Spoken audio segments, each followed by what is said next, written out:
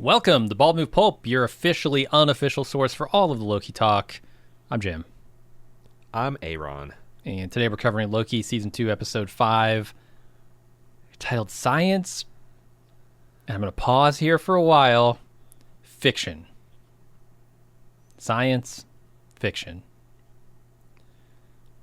Slash fiction? I don't want to say slash fiction because that has other connotations. Science. True. Back/fiction. Science is going to get down with fiction. All right. Well, enough of the verbal wordplay. What'd you think? Oh, you want me to go first? No one wants me to go first. No, this is a bit. I want you to go first. This might be the episode that lost me on Season 2 of Loki. This is the episode. We've been talking this season about how Alan Sepinwall has not found this season to be compelling. Yes. And I think I see his point only now.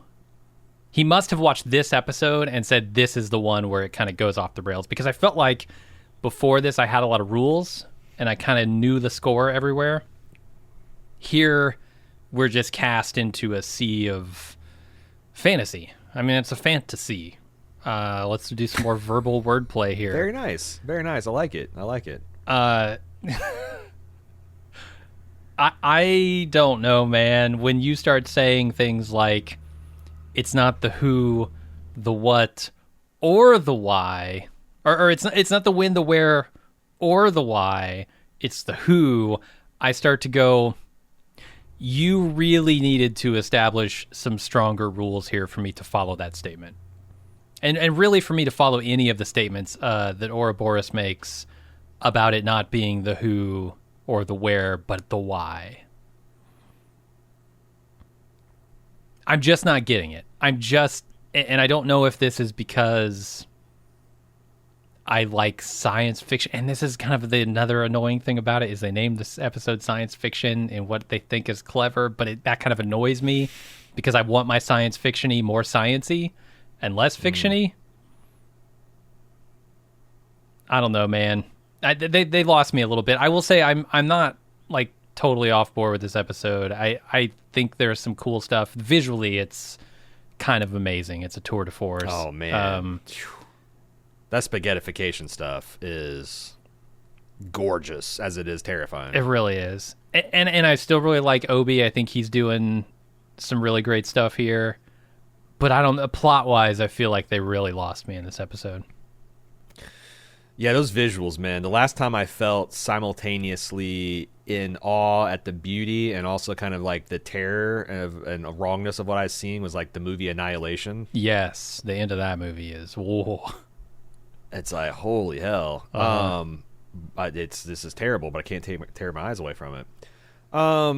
So I had the opposite reaction. I really, and here's the thing. Like we just talked on lunch. We were talking about these HBO executives trolling Alan Sepinwall, and the thing I like about Alan Sepinwall is even when I disagree with him strongly, I usually can tell where he's coming from. I was like, well, that's I can see his point, and I feel the same way about my buddy Jim. 99% of the time, even when I think I don't agree with his opinion, I usually I understand either where you're coming from or what about your experience. And I was worried as I was watching this. I'm like, man, I'm not sure if Jim's going to turn an emotional corner to connect with this. And also, it's very comic booky.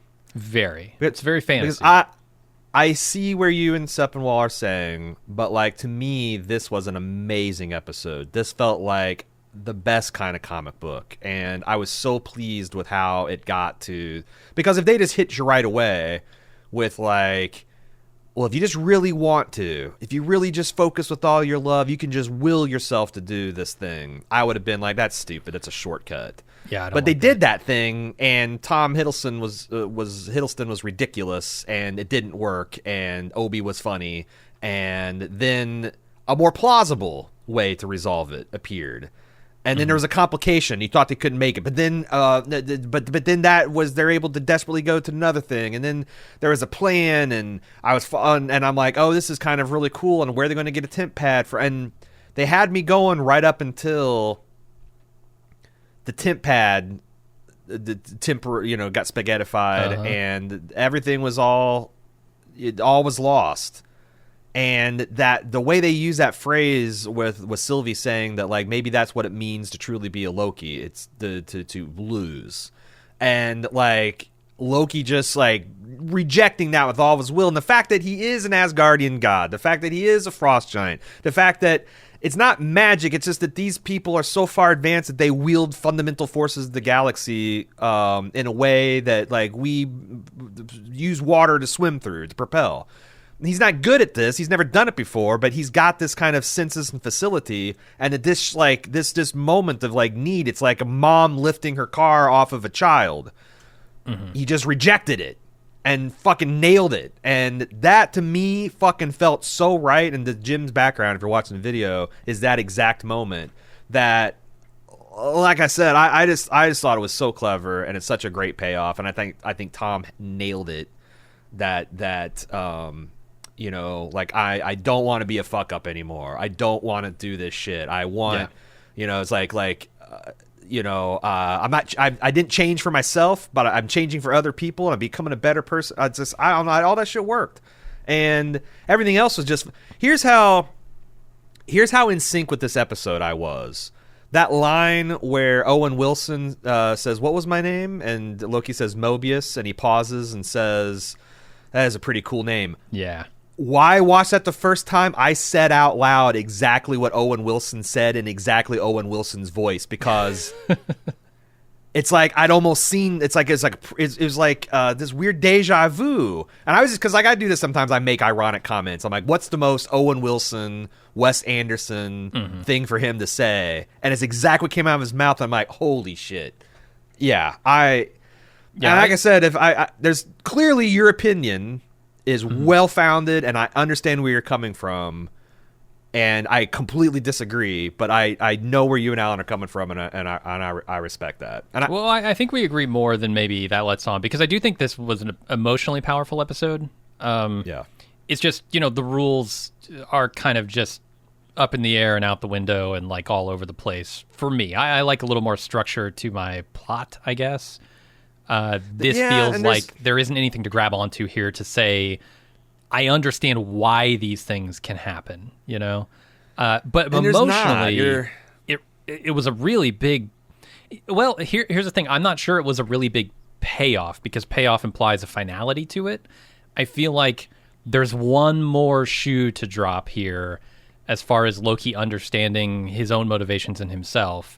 But the path that he's on right now was incredibly compelling. Yeah. And I think the thing is like, and I've always tried to figure out a way to bridge this gap. In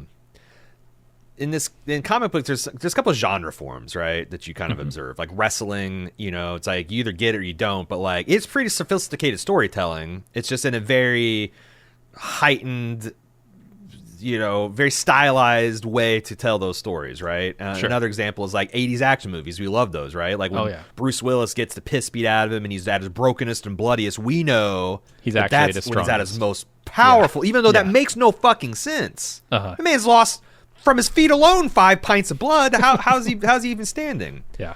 Comic books, one of the chief... And like an example from a feminine perspective, I've been reading this series, A Court of Thorns and Roses, I think, a Kotar, and there's a lot of like genre conventions that like I roll my eyes at. Like these female protagonists, they're always young and they're always teenagers, always waifs, and they're always, you know, it's like they can't just enjoy girly things because they're girly things. They enjoy it. They have to be like from wretched poverty, and some powerful figure whisks them away and scrubs them and makes them beautiful against their will, and they hate it, and they put on the dress, and it's like, I have to admit, it does Cinderella. Make my... Yeah, I do like to feel. I've never felt silk on my skin, but I do like. It's like I hate. I'd rather be wearing my rough leather jerkin and my.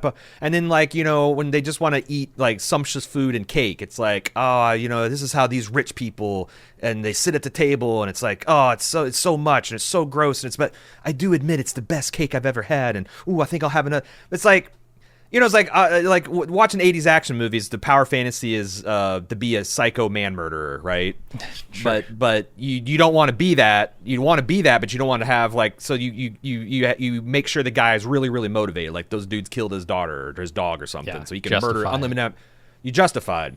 these women came from wretched backgrounds. They're not bourgeoisie. They just, they're comic book movies. Part of the big thrill for me is always to see the hero in an inescapable odds, at the last of his rope, and he's physically, mentally, in every way, emotionally beaten, but he doesn't fucking lose because he's the good guy. And this was the comic book, the storytelling, the theme they're going for is Loki the villain, who always loses, because of course he is. He's the villain in a comic book movie. Just became the hero, and through that power can win. And I think that's the other shoe to drop here. That's the techno battle. It's all about, it's like, this is all warp core breaches and Benzine rings and Bassard ram scoops. It doesn't mean shit. It means that Picard and Riker and Data can win. This is Loki becoming a hero and winning. And it's such a great payoff to these 2 seasons. As a comic book fan, gotcha. Yeah, chef's kiss. That makes a lot of sense as a genre convention, I suppose. And to me, that is the other shoe to drop here. The one that I was hinting at earlier is I don't think Loki just wants to be with his friends. I think Loki wants to be a hero. It feels like that's the thing that they've been building to, and he hasn't quite admitted that yet, but I think that's the thing he's kind of going to understand, maybe next episode or maybe next season. I don't know, but that feels like the ultimate goal for Loki, to be for once to not be a villain, to be a hero. And the thing is I was trying to get that with the, like, he's not changing for himself, because that's the best, most enlightened Zen Buddhist monk way of self-improvement. I'm not improving because I want to be better for my family or because I want to be better for myself. I want to improve my own self. But most people don't get there right away, right? Oh, sure. It's like, it's itself, it reinforces the theme of an Ouroboros. Like, Loki doesn't necessarily want to be the hero, but he is lonely, and he was lonely as a villain, and he wants friends. He wants his brother's love and his family's love, and he never could get it because he's always that villain. But now, does he want to be a hero? Does he want to be a friend? And does wanting to be friends and connect with people make you necessarily a hero and make you act heroically? And just being the hero, the thing that connects other people versus to you. Being selfish and only pursuing your own, like, your greater happiness lies in serving and connecting with others. Like Sylvie said, he's like, this is so selfish. She's like, yeah, hello, we're Loki, I just thought, so like maybe I said, both shoes have dropped, but we don't know which one dropped first, right? Because they both dropped first. Yeah, and like I said, it's you and Alan, it's like, if you might love, I know you guys both love Star Trek: The Next Generation, but a person that just doesn't like science fiction is not going to, they're going to be like, what the fuck? How many warp cores are going to breach, and and how many times they're going to bring someone back from the dead with the teleporter, and it's like, but that's not the point, man. The point is we don't want Riker to die. We'd rather have him have a weird twin brother, okay? Sure. That's what we want in Star Trek. We don't want it to make sense. We want it to do... And that's why it just works so well for me. And people who've, been around the block with Bald Move and listening to me talk about these various series, they know, like, one of my bugaboos with fantasy and magic in general is that kind of anything can happen, especially in bad fantasy, where, like, they don't establish rules. And the thing that I really loved about this season so far is I felt like they had established rules with this inherently insane fantasy concept of these timelines, right? Yeah. I thought I had something to grab onto there and say, these are the rules. And so when you flip that table in this episode, and now I have nothing to grab onto, I'm just floating around going, what is it? What can I'm looking for something to grab onto, and there's nothing there. Except for, emotionally, I think there's a lot to grab onto. Yeah. And that's the thing, is like, the more I think about it, the more I'm pleased, because the other thing that makes it work is it subverts your expectation. Because there's a couple, I see this other genre fans, like wrestlers. It's like sometimes they'll have something that's the greatest storylines, or when you think they're going down the same old garden path, like, oh, this is stupid, and then they do something really surprising with it. And like, because like you mentioned, like, the things that drive you nuts about these comic book movies is anything that can happen, and like, that's true. Anything can happen except for the villain can't win. Sure. Unless the villain does. But the villain only wins so that the heroes can win extra hard the next time. Superman can't die except when he dies so that he can come back in a surprise resurrection, right? To sell even more comic. But so it's like, that's the... And I just, like I said, I know, I understand that it's silly. Just like it's silly to let a man murder 1,000 people just because somebody kidnapped his daughter. And it's silly that why can't you just enjoy cake and girly things without having to justify it behind 3 levels of detached, I'm not like the other girls, ironic detachment, like, because, we want to be the heroes, but we also want to do things like eat all the cake and murder all the people. And sometimes we just want people to win against all odds because we want to believe that's possible in real life, even though it's not. And like Tom just like, man, I don't think I've ever seen this like villain to like this heel to face turn done this artfully. And so sneakily too, because it's like, it wasn't, I don't think ham-fisted at all. It's like, it was a surprise to Loki when he realized these things. And it's been himself. Building for 2 seasons. I mean, it's not like it came out of nowhere. It felt all this super supernatural, and I don't mean that as one word. I mean it as 2.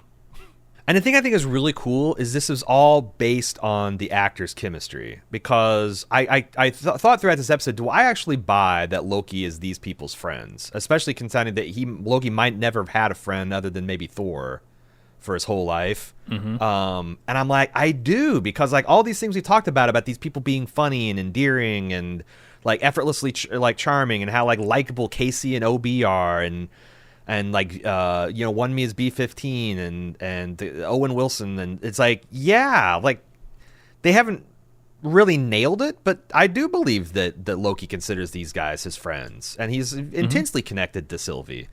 So like, yeah, I just really bought it. I thought it was great, and it's I thought it's good material, but I understand why the real non-comic book aficionados wouldn't like it, and hell, a lot of probably comic book aficionados. I'm just saying that, like, I feel like I got the full spectrum Loki wavelength, and I was really digging it. Especially since I started this episode with the like when we said that like the one thing they can't do is not have the universe explode. And when it became clear to me that the universe hadn't exploded, I was like, oh my god, what the hell? Like the first 30 seconds, I was freaking out. And then I'm like, oh, I see what they're doing. And yeah, oh man, on second watch, ooh, this just played beautiful. It's a lot of fun. I was wondering how they top the mighty Throg, Throg and Crocodile Loki and Democracy Loki and Golden Age Loki, but I think they did. As fun as that episode was, this just hit so much harder for me. I do like the beginnings of this. I think where it starts to get muddy is when Obi and Loki are trying to figure out, how do I get back to this timeline and how do I control this time shifting? I like a lot of this episode, and I think, like I said, emotional payoff is big. It's plot wise not my favorite, but I think we should get into the recap and just start talking about the likes and dislikes. All right, we start off with Loki waking to find himself alone. The temporal loom is just blown up. We're right where we were at the end of last episode. Loki wakes up. He finds himself alone in the loom room. In fact, he's alone in the TVA. Loom room still intact, though. It's interesting. And he starts time shifting again. And then he sees himself in one timeline, but he shifts back into the past again. Then he finds himself a few seconds later behind himself. He's like, there's this recursive time loop thing that's happening. And then he shifts away again as tendrils overtake the TVA. We think this is the destruction of the timelines, which we'll see later. The other thing is, so like, I wouldn't be surprised, and I meant everything I said about the comic booky nature, but I also wonder if they're doing something else sneaky, because the whole episode is in the context of the TVA being in this fail-safe kind of recovery mode. Yeah, this 1229 code. And they put that previously on with Kang, where he says, you think that you came of your own free will, but every step of your path was paved by me. Mm-hmm. I wonder if this bullshit power that Loki's got is literally Kang exploiting him to Ouroboros his whole deal and put him back on the throne. It kind of feels like it. I've seen this described as Loki creating the TVA. And would that make you feel better about this? That this isn't some that like Loki thought it was. Essentially, he thought is like a Peter Pan, Tinkerbell. If you clap your hands hard enough, it'll happen. And it actually was just Kang, like some kind of Kang pulling I don't know, like a billiard trick shot with time. If they can explain how that works, sure. Well. And it can be pseudoscience, it could be fantasy terms, but I want to Yeah. understand the rules behind it. That's Gotcha. the only thing that's bothering me about it. So yeah, if they Like can explain that. when Sylvie kicked you through the portal, I'd secretly inverted its polarity so you'd be unstuck through time, and that Needs to you do know it with more your Asgard, artfully than than just a big dump of exposition. But sure, you're lying if you tell me you wouldn't swallow that on a mid-season TNG episode though, like True. the warp core breach equivalent. absolutely, yeah.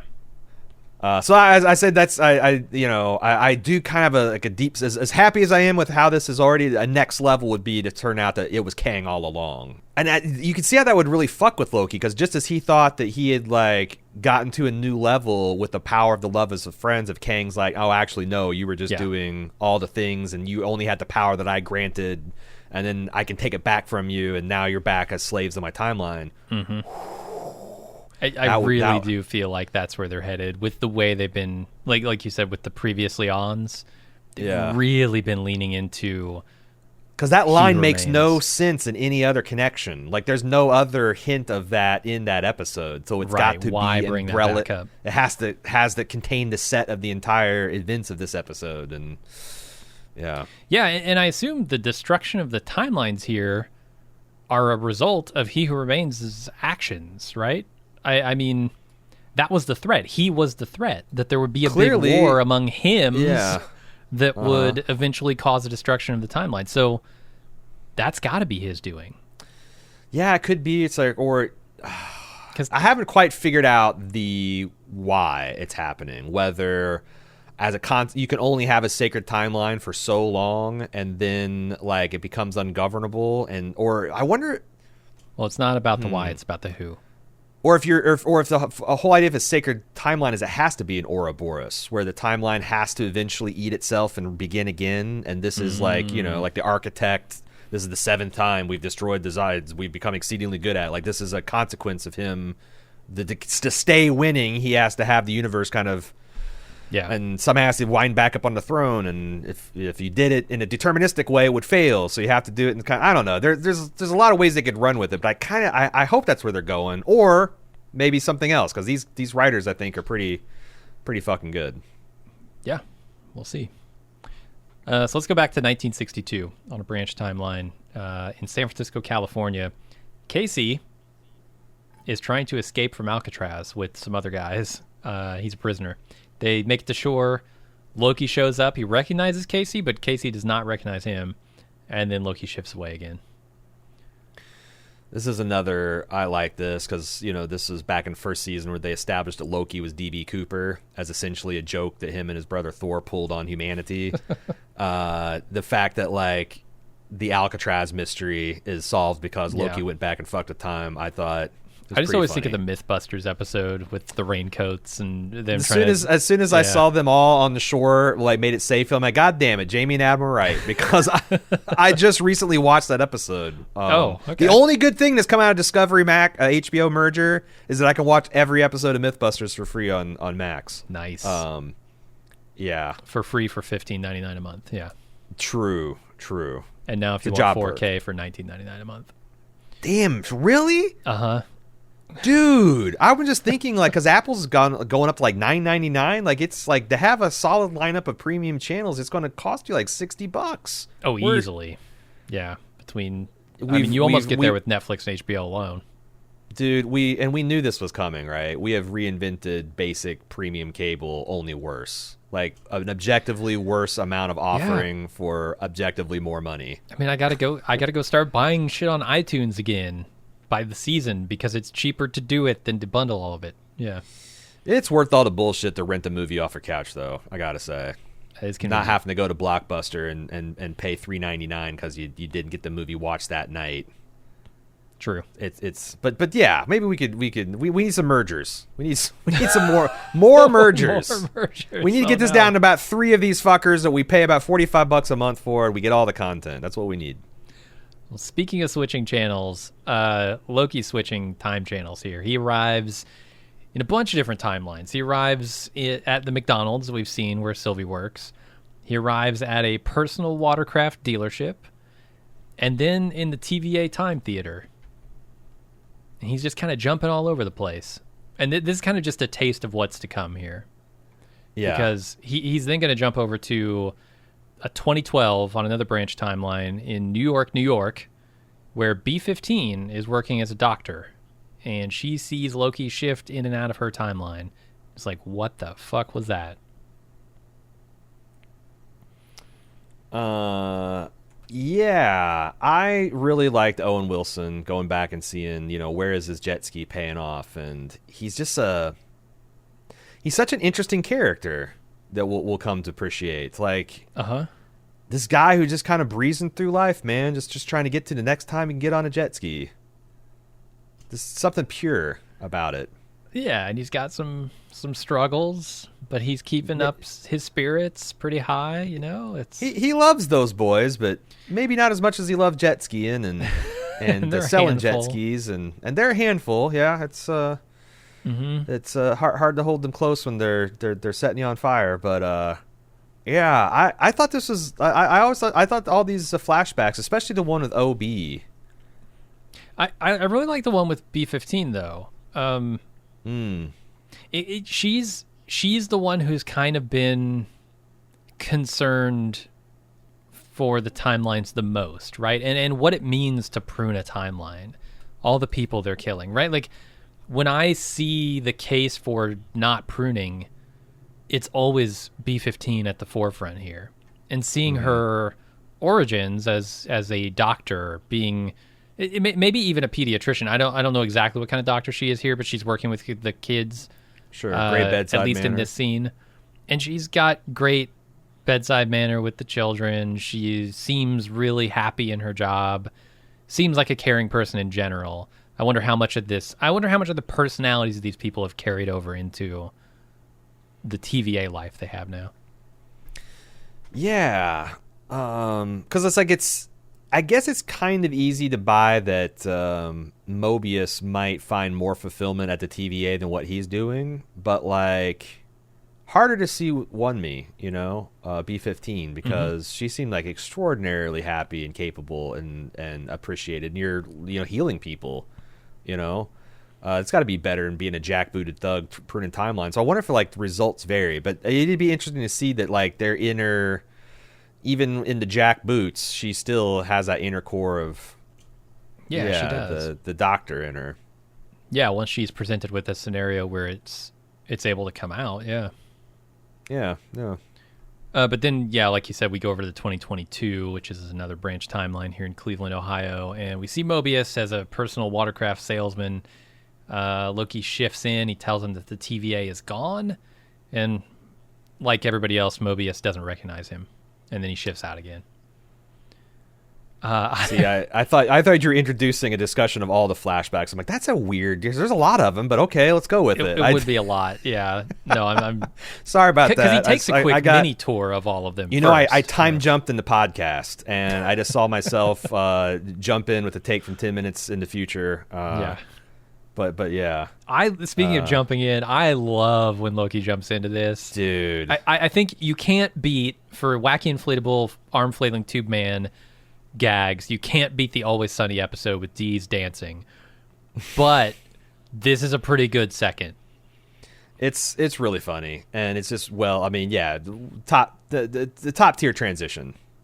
And they've done a lot with Loki's shifting. Like when Mobius says, it looks like you're being born and dying at the same time. That was hilarious. When he jumps in as the inflatable tube man here, it's hilarious.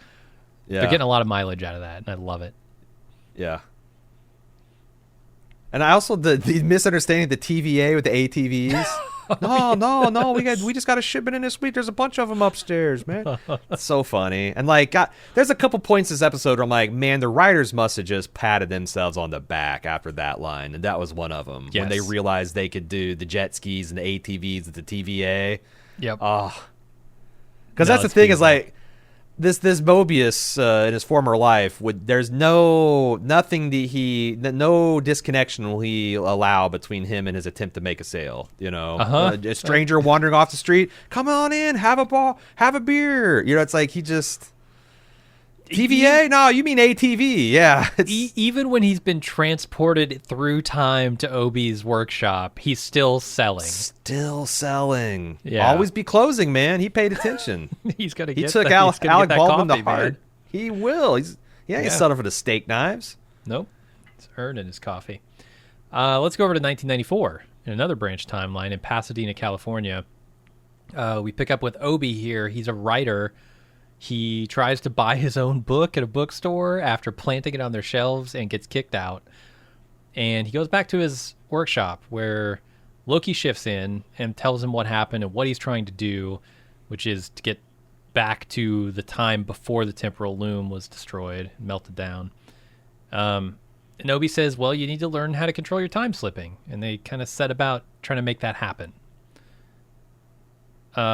Eventually, they settle on the idea that they need to get everyone who was present in that moment back together so that they can kind of take a pattern of the temporal aura of that moment, and they'll be able to find it that way. I know we've said it a lot, but like, man, Obi is killing it. Yeah. Best part of the show, in my opinion, at this point. Mr. Quant. That's a note we talked about, sometimes the gears. We just talked about, keep referring to lunch, Robin Williams, how he had that, he's a zany comic genius. And if that's all he was, he'd be world class. But he also had this whole other gear where he gets to hit these dramatic and play these chilling, scary characters. And it's like wild. And I kind of feel the same way when you're watching OB here, that like, I just saw this guy, like this, you've seen this and Data and Goonies and, Short Round and Indiana Jones. And this is like a even more kind of like pure default innocent form of that. And it's just so endearing. I saw someone on Reddit say like, this is the opposite of a punchable face. This is like a huggable face, like a huggable face. Yeah. A huggable face. But yet he's also like in Everything Everywhere All at Once. He like legit hits like a James Bond gear and like this like debonair, suave, ultra romantic, sexy gear, and he contains multitudes, man. And it's just like that. Did anyone watch this episode and not go, "Aw," when that lady kicked him out of her bookstore? Because science fiction is a well-read and respected genre, According to Obi, yeah.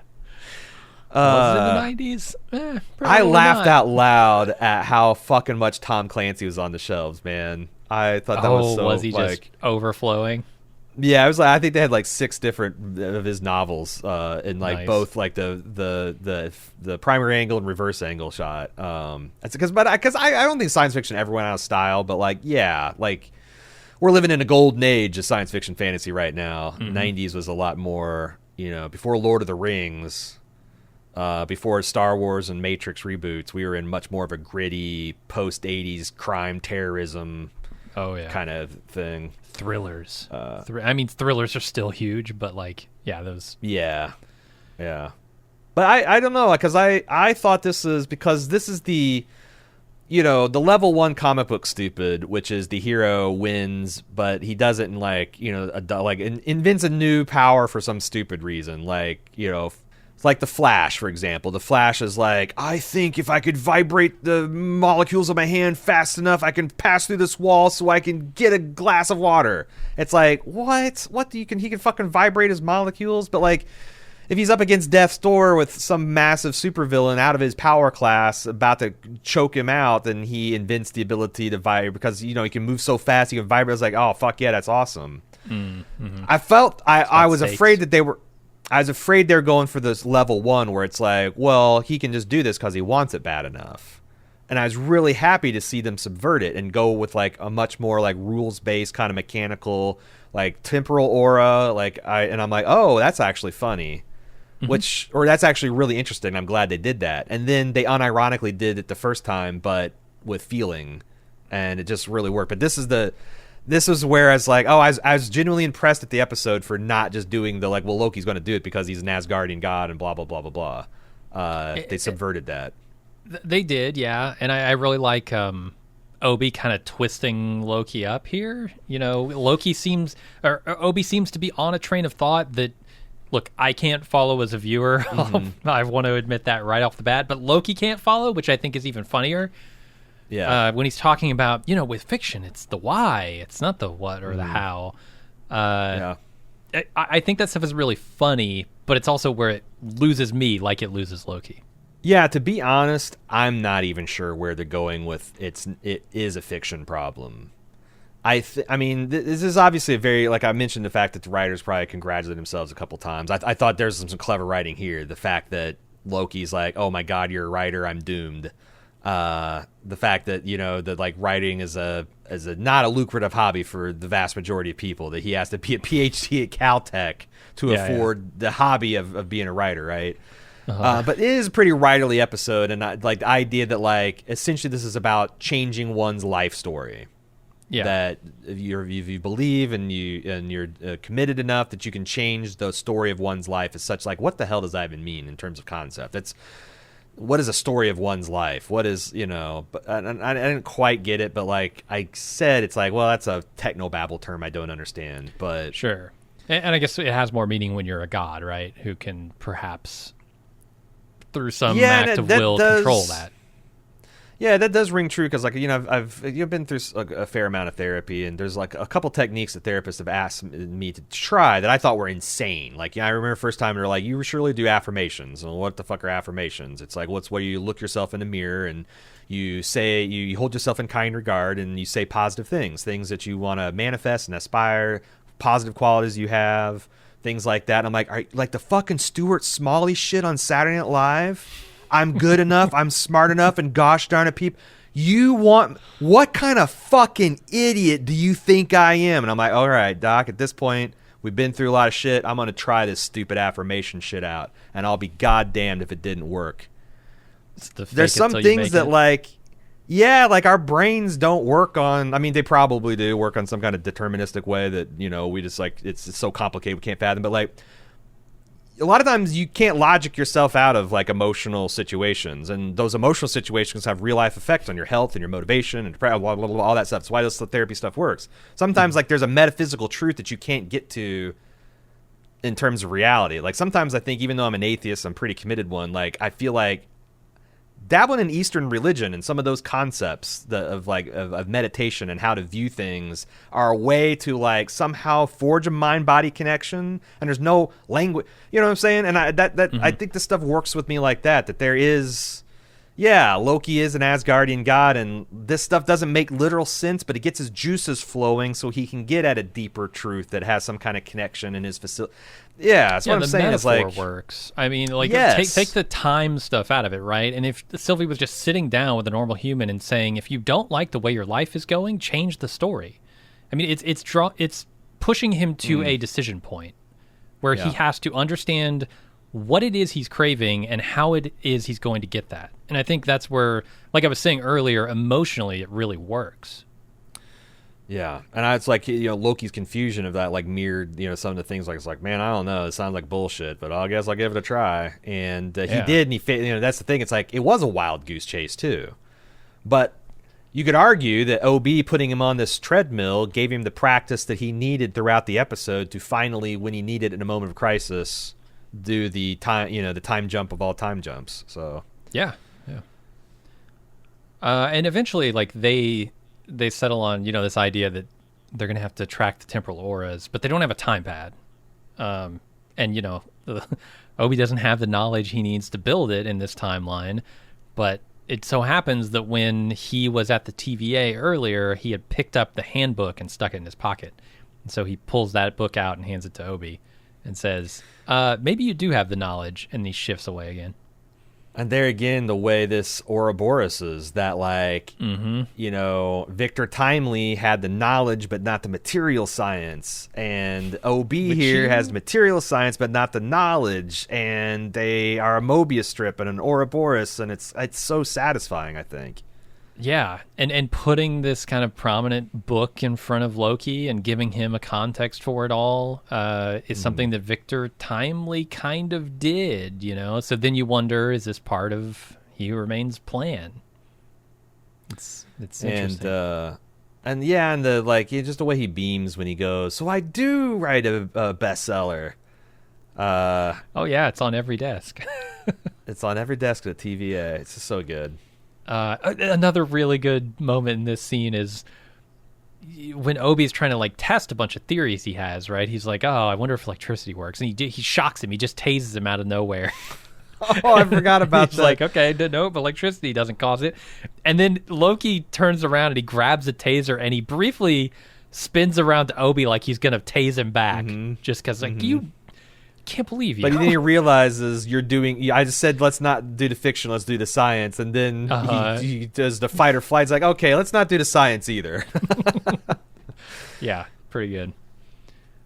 So Loki is then back on Mobius's timeline, and he introduces himself to Mobius, and Mobius takes him to his garage where he tries to sell him one of his Sea-Doos.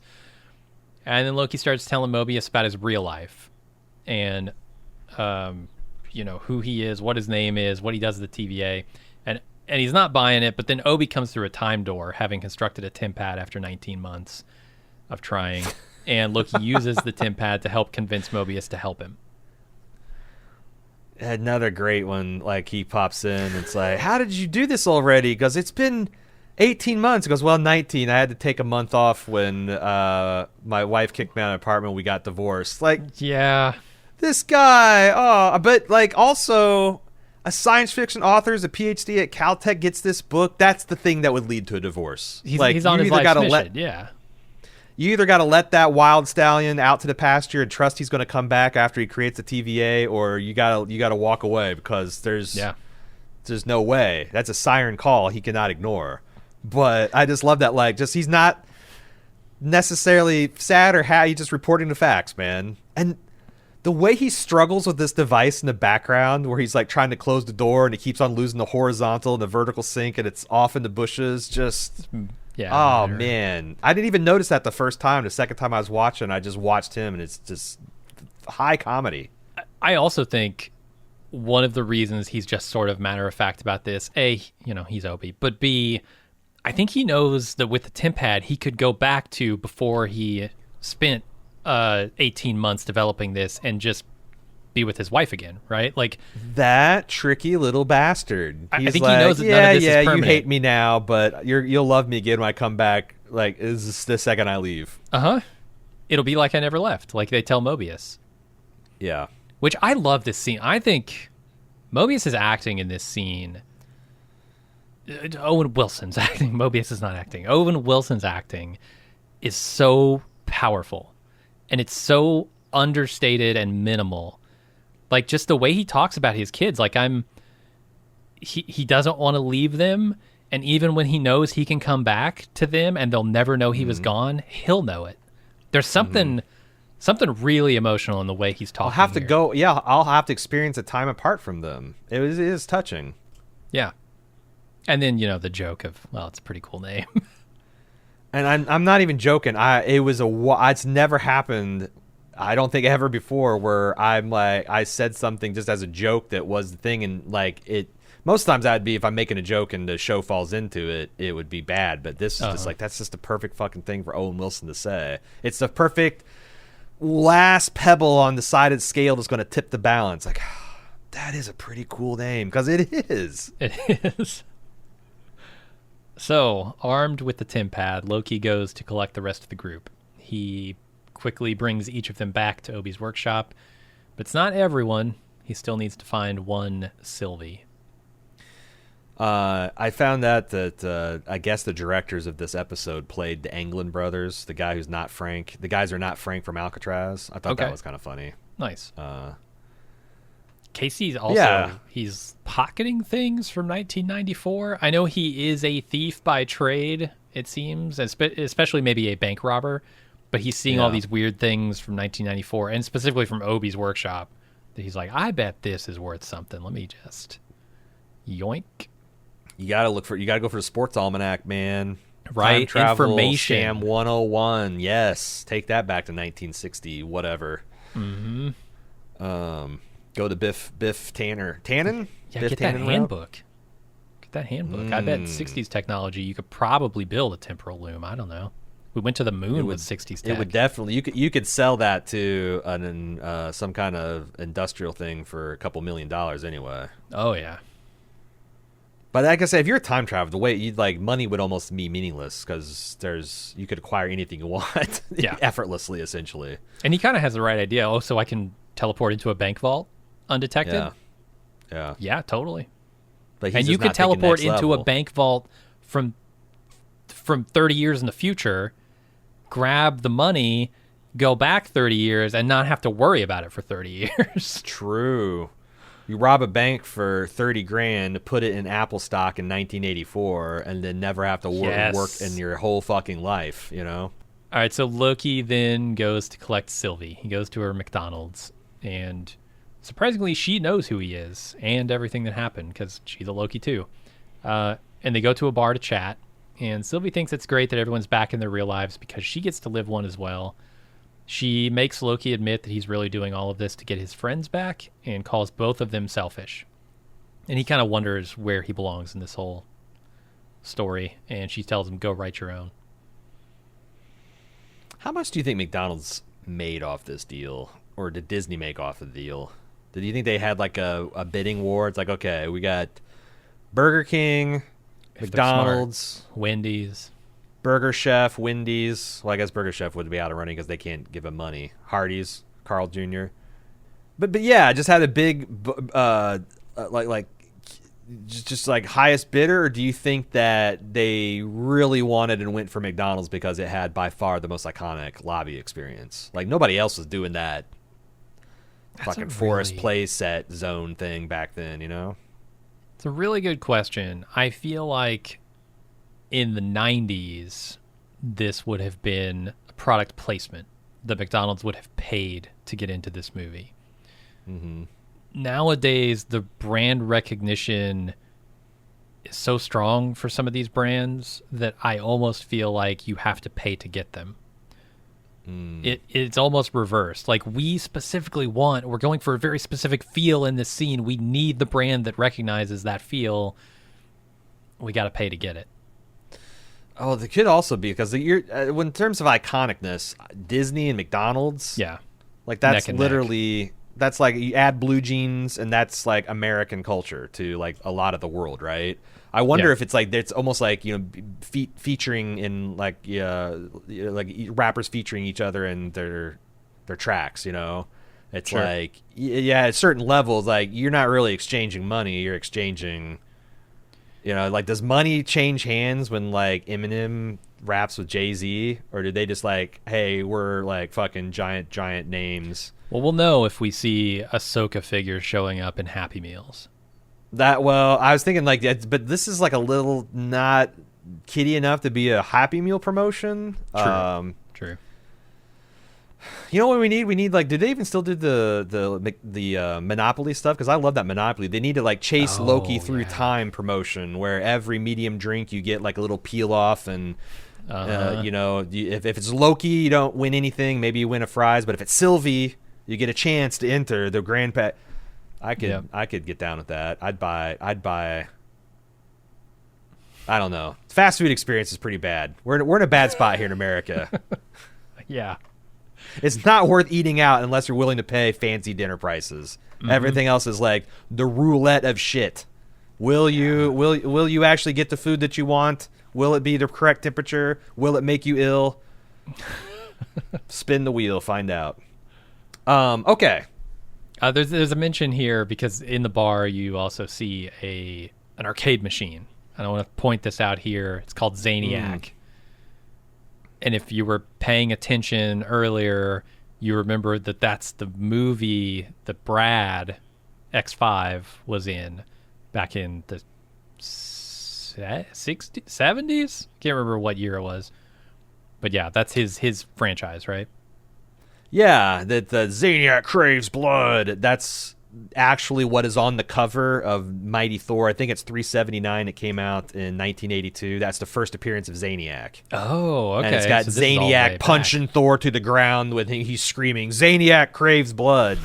So it's a nice, and this is like Zaniac he's like a Z-list Thor villain. This is not like a major. This is like Calendar Man shit with Batman or something, Yeah. But it's also got the internal reference, which we'll get back to at the end of this episode as well.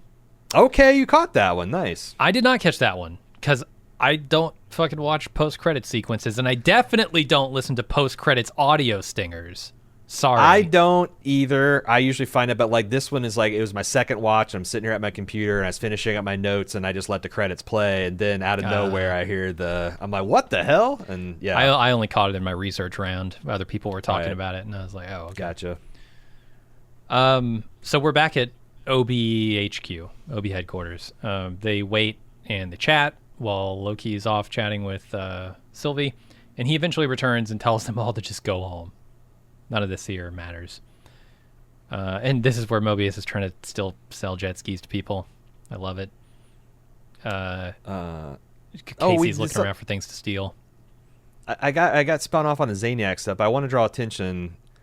When Sylvie said 2 bourbons, the bartender says, excellent choice, Sylvie. What the fuck?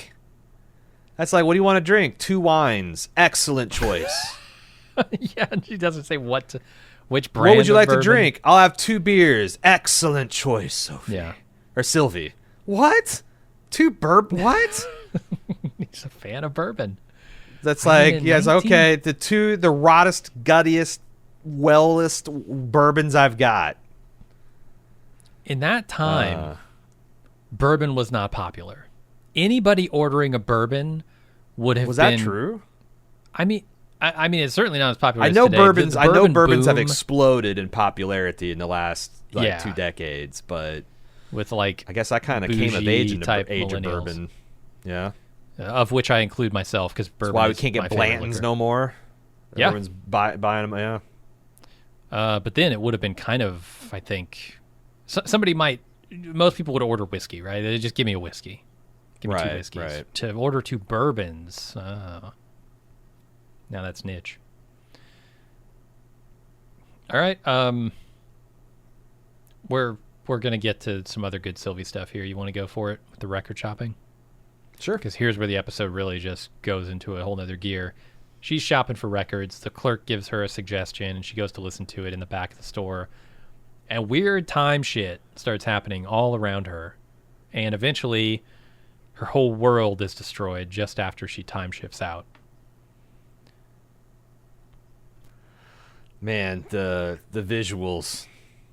That scene where, like, it just like the way the glass was extruded when they're doing the glass panel. Like, I don't know who came up with this effect. It's probably invented for an Apple commercial 6 years ago, but man, and the way it was swirling around that record and swirling around her, and she just like escaped through that time portal in the nick of time, and how bleak the universe left when she left. It's like the heat death of the universe personified. That's what I like, as if it's sucking up, all the color, right? Because the tendrils start with color, and as they touch things, they just fade they desaturate.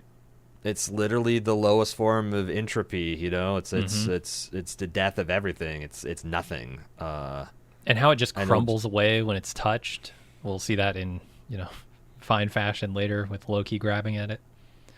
Yeah. I thought it was really, really cool. Did you notice in the previous scene where Loki shows up at McDonald's that her bag starts to do this too? Like they're hinting at the destruction of these timelines pretty early on. It's unraveling, yeah. And like she's like, huh, like where did my food go? Yeah. And we're gonna have the ultimate manifestation of that here with the Tempad in this final chunk of scenes. The group back at OBHQ questions why Loki would send them home when he said everyone was in danger. But before he can answer, Sylvie shows up and tells them that the branches are dying and they have to do something. She's now on board. And with her here, Loki realizes, we can track down that moment with the temporal aura before the loom was destroyed. Unfortunately, the Tempad is gone and their own branch starts dying, and in his distress at seeing Sylvie destroyed, Loki figures out how to control this time shift thing. And he says he can rewrite the story and then transports himself back to before the temporal loom was destroyed at the TVA. yeah, man, like I said, this strikes at the heart of what it is to be a comic book, that like the good guys can't ever lose as long as they are trying to do good, as long as they're trying to save and preserve things. They are unbeatable on that ground, and Loki has never fought on that ground. It's an unfamiliar ground for him to fight on, and that's why he's always lost. And just, man, that audio drop of Sylvie saying that's what it means to be a Loki, to lose, and just the anguish wail. And it's also funny too because they ran that big mouth TikTok filter right as he explodes. It's like even as they are at the emotional core of the material, they're still kind of sort of going for laughs as Loki's, they'd never lose sight of that thing too and break attention a little bit. I guess I already waxed poetic for like 10, 15 minutes at the start of this podcast, but man, I just found this extremely satisfying that I couldn't do this. You couldn't do this. You listening to this podcast couldn't do this. Most Marvel heroes couldn't do this. But Loki, the mischief god, the sorcerer, the half frost giant, this is the equivalent of him lifting a car to save a newborn, for you and me. I was going to take it back again. He doesn't even think he can do it. This is why he's screaming, because he's like, I am losing again. Why am I losing again? I did everything, and... Yeah, and then because he loves his the friends. timeline from being destroyed accidentally, and then he realizes, oh, that's the thing that makes it work. It reminds me of The Matrix, right? Where Neo just says no. Sure. Yeah. The bullets are coming at him, and he says no. And he finally gets it. Yeah. Mm-hmm. Mm-hmm. There's definitely that moment with maybe a little more structure around the rules there, but I think it's a great moment, and it intrigues me too because I want to know what he means by it's not about the why, it's about the who.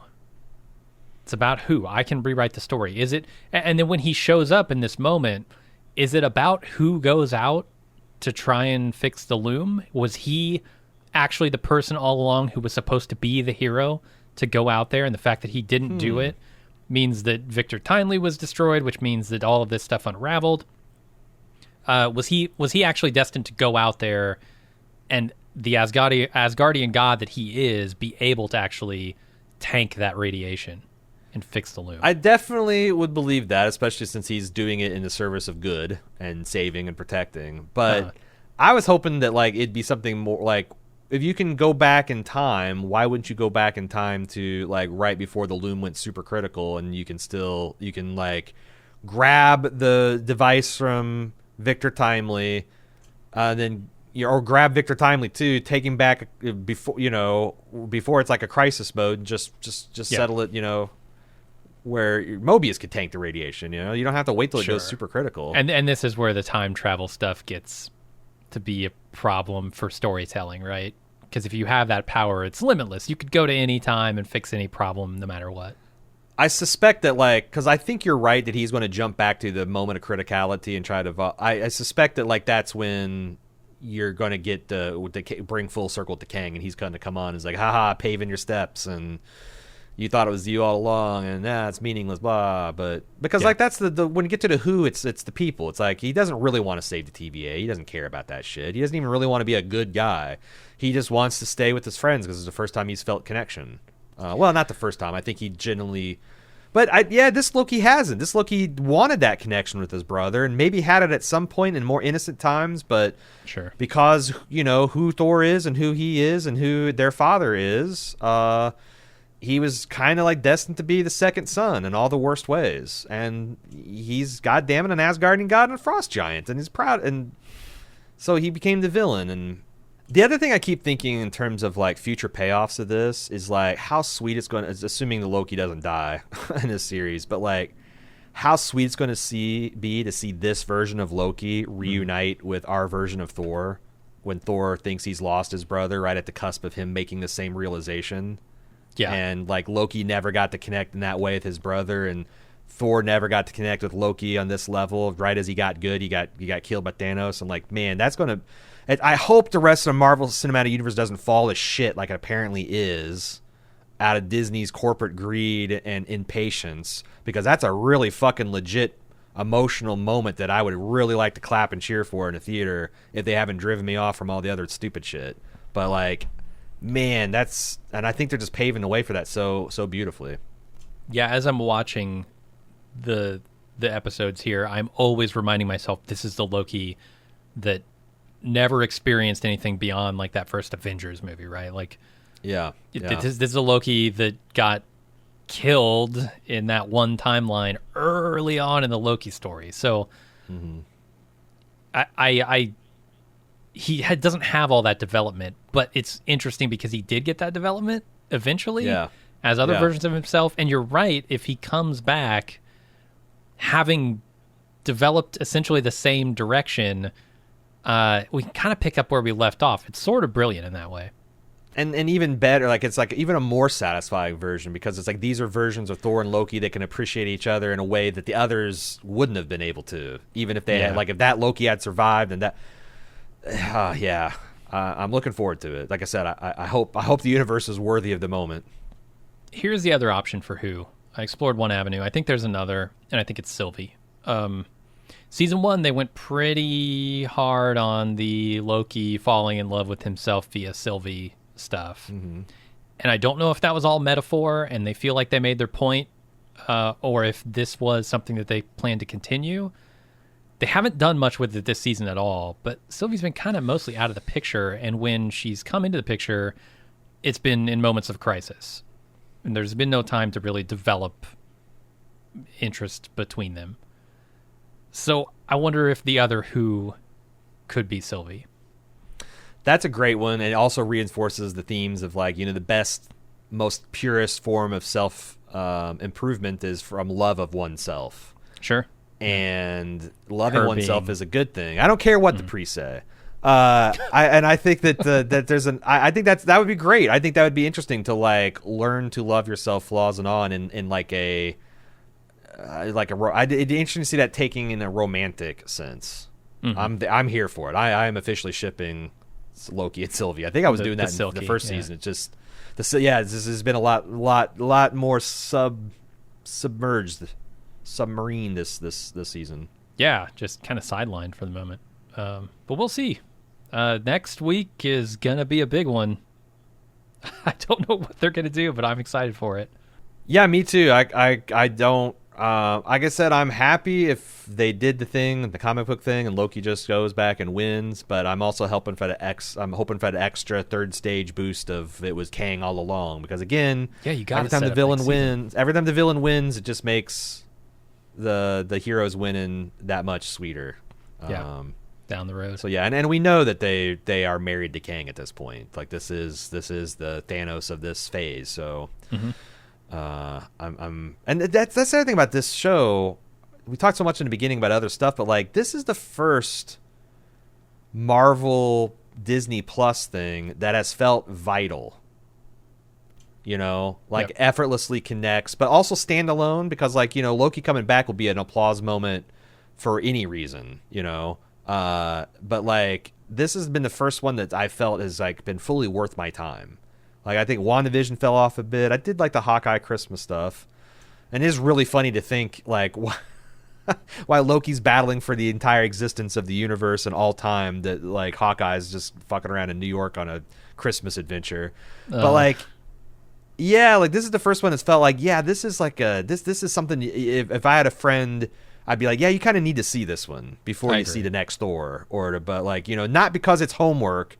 If you like this shit the way you're excited about the next Thor, you definitely want to go see Loki. Yeah, I know most of Marvel shit's, the TV stuff's bad, but like this one is, I know even with the flaws of the technobabble or whatever, like I still think it's just like a really vital piece of the canon. Yeah, no, I agree with you, and I'm really enjoying it. Even though it kind of loses me on the plot stuff this episode, I think it's firing on all the other cylinders, so we can still get the car up the hill. I'm good with it. The podcast is over. Insert your feedback, losers. All right, let's talk about it, yeah? Yeah. So at the very end of this episode, Zaniac himself, Brad, X5, whatever you want to call him, I guess there's an audio stinger at the end of this credits. I didn't actually hear it, but yeah, that's what he says. He says, like, You died. You died. Insert your coin, loser. You loser, yeah. Is that the character that Zaniac is? I have no idea what Zaniac is like. I don't know. Is he an antagonist? Like I said, he's like some kind of psychic parasitic demon that infests humans and turns them into some kind of monster antagonist. Man. Yeah. That sounds like an antagonist definitely. to me. Not a good guy. Not a good guy. He needs to be kidnapped by the TVA and shocked a few times before he can become a hero. Yeah. But squeeze him in a little box.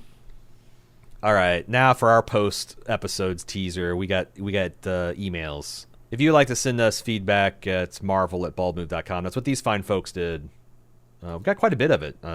Feedback's really picking up the last few weeks. Michelle P. says, thrilling as the party wipe at the end of episode 4 was, we know there are only 2 episodes to go, but do you think Loki, agent of the TVA, dies at the end of this? So this is obviously sent at the end of 4, but still relevant.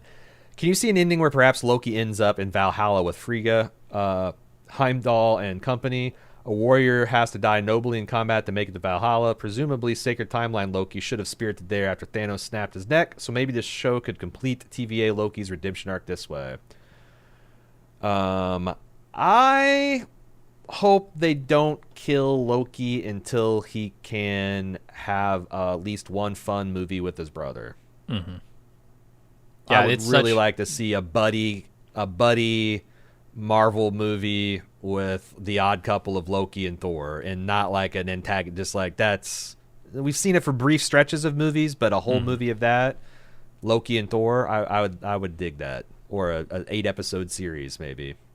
Yeah, that return that you've laid out earlier is so compelling. I really hope they don't just kill him and send him to a place where he won't be with Thor.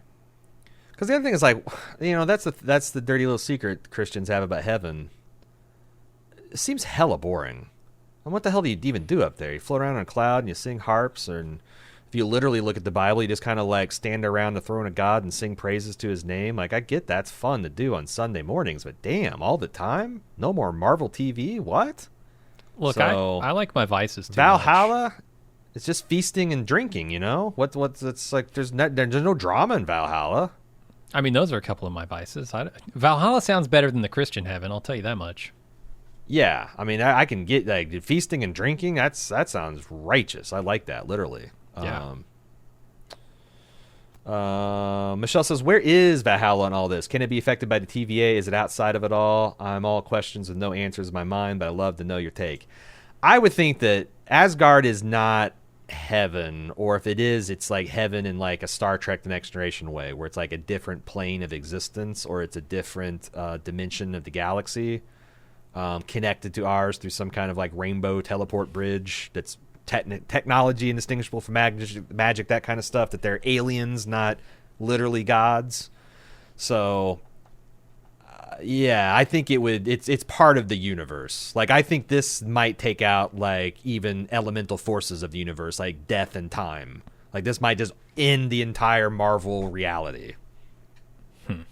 But I don't know. I'd just be curious to see, for all this comic book nerds, like, what's your take on that? Would, like, like, is like death and eternity and all that standing around like, oh, fuck, this is a hell of a mess. Like, the whole thing's turning spaghetti. What are we going to do now? Or are they part of that? Are they outside of that? I would think they'd be part of it. But I don't know. If you can get outside of it, it feels like a thing that the fundamental laws of the universe and things would be outside of. But that's like, gravity doesn't exist outside the universe. I think I've heard many scientists make that point, that like at the Big Bang, like all bets are off. We don't know how the physics worked. And my thought is, like, they've always explained like death and eternity and things like that is like the represent the constants, the fundamental physical truths of the universe. So if the universe was gone, I think they would too. But we can't get outside of our closed system of a universe. In the show they have, so like there's another plane of existence outside of time, the multiverse, whatever. And to me, like, the TVA is at one of those. Yeah, the TVA is outside. The castle, the palace of He Who Remains, whatever, is outside of time. I don't know what that means for the forces of like death or gravity. Or also like Uatu, the Watcher, from Marvel's What If series. Like, is he like sitting there watching his cosmic television and be like, what the fuck? Is this the end of The Sopranos? Like, what's going on? All the sure. Oh, my signals just went out. Or is he caught up in this too? I don't know. Because clearly gravity exists marvel@baldmove.com. outside of the timeline, right? He Who The Remains universe? It's acting on Loki and He Who Remains and Miss Minutes. Is that like a universe he created that has that frame of reference? I don't know. It's outside of the other timelines, so I don't know what to call it.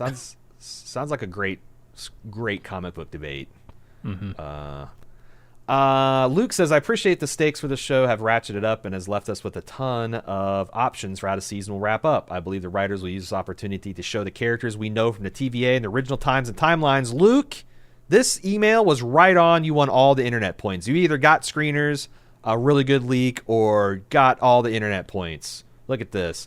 It'd be not surprising me if you see a flashback type episode where we see Mobius's life outside of TVA, see the life he's been missing out on. I then assume we get a getting the gang back together across the timelines as each character becomes aware again of what the TVA was and what they need to do to move the story forward. Pretty on the nose. Well done, Luke. Craig T from the UK says, I'm enjoying this season of Loki, and it definitely has a lot to do with you guys, so I thank you. Well, thank you, Craig. Thanks. I want to touch on a couple things. One, you're wondering if what people are saying is the truth. What are people saying is the truth? You know, is Kang lying, that kind of stuff. Is Miss Minutes lying? The way I look at it is, yes, they are, but in a kind of context that could be missing. For example, if someone asks how Iron Man is, you could say, oh, he died fighting Thanos. You're leaving out quite a bit of context. So I take it at, yes, the things we hear are the truth, but probably not the whole truth. The second thing is, isn't it inevitable when a show takes a huge swing that it ultimately disappoints? At the end of the day, it is the confines of the show that need it to go on to contend with. The only time it can ever work as a finale to a series, and even then a lot of people end up hating the choices they make. Lost and Quantum Leap are examples. Granted, I've not seen as many shows as others, so could you maybe give me examples of shows where it works and it not being the series finale? I can think of several. Like The Leftovers definitely nailed the series finale in my mind, but every single season they like Lindelof and Perota swung for the fucking fences and took crazy risks, insane risks, and paid them off. And it helps that kind of each season can stand alone as like a finale. It could be, yeah. But one that is definitely not a finale and one that fucking nailed it recently is Severance. That was my second example. Takes a huge swing at the end of that and nails it, and I'm ready for season 2. And that's the thing is like that. And so if Severance ends up failing ultimately, or like it doesn't end up satisfying, it's like it's still definitely paid off. I think in these sub seasons, and I'm hoping it pays off well.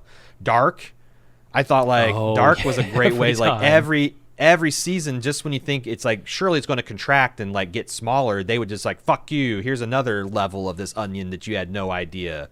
But also, yeah, like wrapped up a bunch of stuff, but then like kicked the story in another gear, and they did that season after season, and then they completely wrapped it up in a perfect way.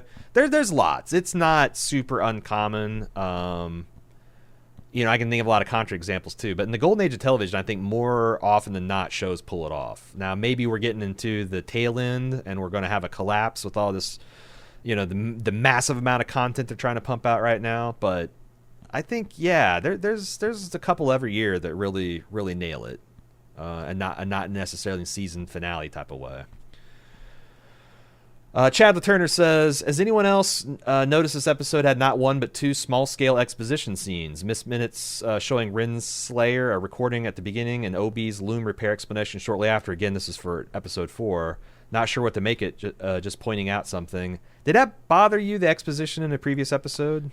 No, like I said, I'd rather have the rules clearly defined in a couple of exposition dump scenes than to not have rules that I understand. So, yeah, I'm cool with that. I think the exposition dump scenes, because I just was talking to people on Twitter about the Nolan movie Tenet. Did you ever see Tenet? Mm-hmm. Yeah.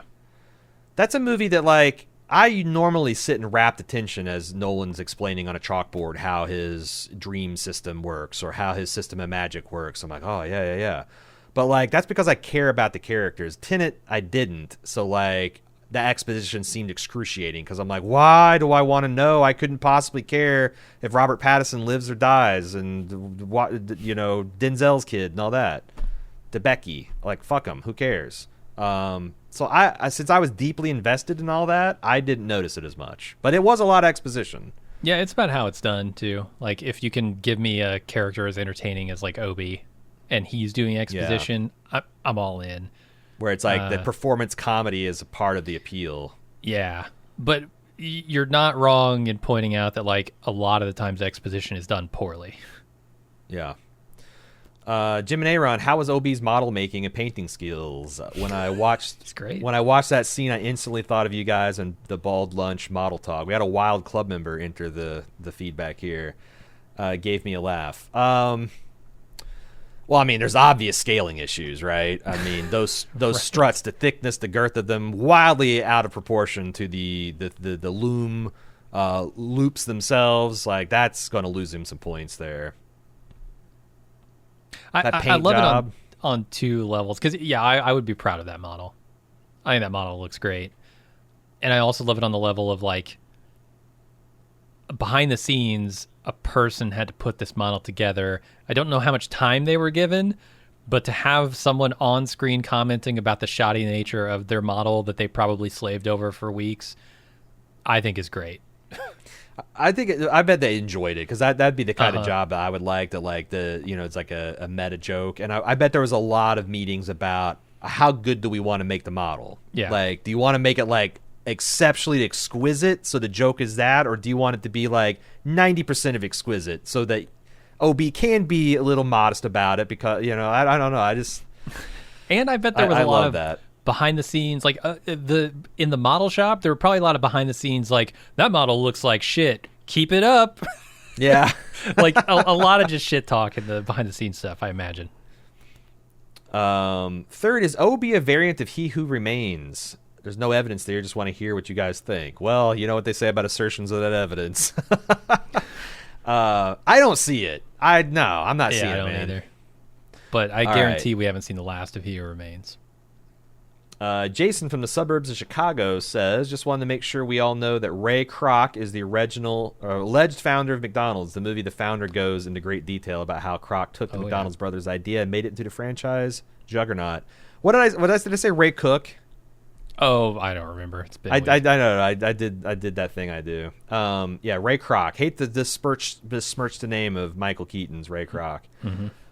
Anyways, Marvel's writing formula makes sense that Sylvie would retreat to McDonald's. Both her and Thanos created universe-shattering events. Thanos rejected the lives of billions, while Sylvie is serving billions, just like it says on every Golden Arches sign. Where Thanos escaped to a fresh garden, Sylvie escaped to a greasy hamburger restaurant. And whereas Thanos choked Loki to death, Sylvie kissed him and potentially gave him something to live for. I'm interested to see if Thanos-Sylvie juxtaposition continues. Thor will fly in and axe chopper right in the chest. Nice. Boom. Cleaver right there. I don't know what other parallels would there be? I don't know. All of the Marvel universe coming in with time portals and kicking his ass. Miss Marvel blowing up her ride. I don't know. But those are interesting parallels that you found so far. Terrence from DC says, I'd just like to thank you for your coverage of Loki. I've thoroughly enjoyed this season, but it's starting to feel like an island because critics and podcasters have been so critical of the season. While it's not perfect, it's been consistently funny, charming, and visually and auditorially appealing. The rest of the world just doesn't seem ready for an MCU workplace comedy that doesn't take itself too seriously. I don't know. I think this is very comic booky material. And I will watch anime to a certain amount, but when it gets too anime, when they get angry and they turn into little chibi demons with or a girl flirts with them and their nose starts bleeding, I'm like, this is really fucking anime, right? This is just a very comic booky flavor, and I think people like Alan and Jim and probably a lot of the audience are like, this is a lot of feels over reels kind of. Oh yeah. kind of business. So I don't think it's but yeah, I'm interested to see. This is a very well regarded show critically, and I know Alan Sepinwall came out early against, but this still has got crazy high ratings on Rotten Tomatoes, I think. Has there been a revolt in this last week or two? I don't know. I've not really seen it. but I haven't been looking at what critics are saying. I'm looking more at what the audience is saying, and the audience is still loving it. Yeah, the audience seems to really like it because, surprise, surprise, people this long into the Disney Plus MCU experiment are like the diehards, right? So. Oh yeah. P.S. I'm also apparently the only person in the entire multiverse who doesn't seem bothered by Major's portrayal of Victor Timely. It was really odd at first, but by the end of the episode, I'd accepted it, and by episode 4, I think it adds a genuine comedic element to everything else going on. Yeah, I came around, I think, at the end. I see where he's ending up at Kang at the end of the universe, and I see where he started as Victor, and I can kind of see the through line there. Yeah. I do wonder if this is... What weird personality quirks is he going to have in the next iteration of Kang that we see? Have we seen all the gears that He Who Remains has? Or is he going to go through a spectrum of strange and quirky personalities? Probably a spectrum. Ben says, I'm loving Loki and agree with your uncertainty around Victor Timely. One thing that had me thinking was him sticking his head into the temporal signature scanner. Right after he does it, he decides to head into the time loop chamber himself. Could it be that the scanner was programmed to inform Kang variants of the plan? That was my take, at least. There might be something interesting about his head scanning. Like, at that point, he teleported himself to the beginning of the loop with his full knowledge or something, and I almost guarantee there's still more Kang paving. I don't know where it's at, how far advanced the blacktopping is going, but there's definitely some pavement being laid, Oh yeah. Bill from New Jersey is up, and he's the last guy, and he says, I was thoroughly entertained and, do I dare say, moved by episode 5. I laughed out loud at Loki shaking his arms in sync at the wacky, waving inflatable tube man outside of Mobius' shop. Ultimately, Loki's honest revelation to Sylvie that he had been doing all this so he wouldn't be alone and he would have to have purpose, no word on how glorious it was, totally reframed all of their previous dialogue. She was working at him, getting him to admit to himself why he was so ready to save the TVA. Loki being more noble but ultimately selfish, motivated, feels like the right earned place to move a character that had all of his bad guy past. To that past, the only thing I was looking for was some nod to who Loki has been previously. When the timestamp for B-15 came up as 2012, I was expecting her to have some sort of recognition, like, aren't you the guy that just invaded Earth with an army of aliens a few months ago? But no. May not have been a worthy departure, but it might have paid off to remind the audience of the truly bad things this Loki has done. Are we not sure that One Me wasn't having that reaction? Because I kind of thought the way she freaked out... I mean, you could, I guess, see a man spaghettify or splinch or whatever in front of you, but I thought there was definitely a like, oh my god, this is the guy that almost destroyed... It'd be like Osama bin Laden showing up in a New York building post 9/11, right? Did you get some of that? I'm not really sure. I don't know what to make of that reaction. I mean, it's a crazy thing to happen in front of you, whether it's like, imagine Osama bin Laden, time shifting in front of you and all that looks like. That would be a lot. And it looked like a face of a woman who's seen a lot. So, anyway, that does it for feedback this week. I appreciate you guys listening. We'll see if we can bring it around for some of the not as comic booky enjoyer people next week. We'll find out. We'll be back next week. If you'd like to send us feedback, of course, marvel@baldmove.com is where you want to send it. If you want to find out what we're doing besides Loki, what we're going to be doing next, we're starting up For All Mankind, for one, if you like science fiction. Check us out on social medias. We're at BaldMove everywhere except for TikTok. We're at Baldismove. Finally, if you like to support what we're doing here, get tons of bonus features. Get a load of this lunch been talking about a lot this episode. We'd appreciate your support at support.baldmove.com. That's it. Thanks for listening again. Until next week, I'm Aaron. And I'm Jim. See ya.